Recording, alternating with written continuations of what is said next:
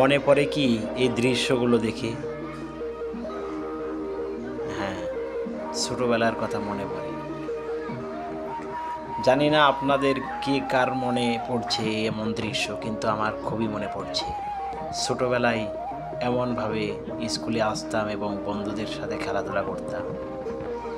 তাদের এই দৃশ্য দেখে আমি ভিডিও করতে বাধ্য হলাম। আমাকে ভিডিও করতে উৎসাহ দিল, কেননা এমন খেলাধুলা, এমন চলাচল, এমন কোলাহলপূর্ণ পরিবেশে একসময় আমরাও ছিলাম। তাই মানিকগঞ্জ জেলার দৌলতপুর উপজেলার এই খলসি ইউনিয়নে নেমে বাচ্চাদের এমন খেলাধুলার দৃশ্য দেখে আমি ভিডিও করতে বাধ্য হয়েছি। আমাকে সেই ছোটোবেলার স্মৃতিতে ফিরে নিয়ে গেল তাদের এই কর্মকাণ্ড। এখন যেটা দেখতে পাচ্ছেন এটা হচ্ছে খলসি আদর্শ উচ্চ বিদ্যালয়ের খেলার মাঠ।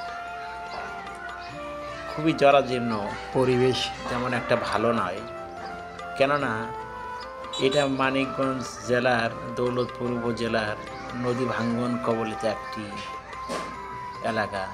এই এলাকাটা খুবই দারিদ্র সীমার নিচে বাস করে অধিকাংশ মানুষ এখানকার।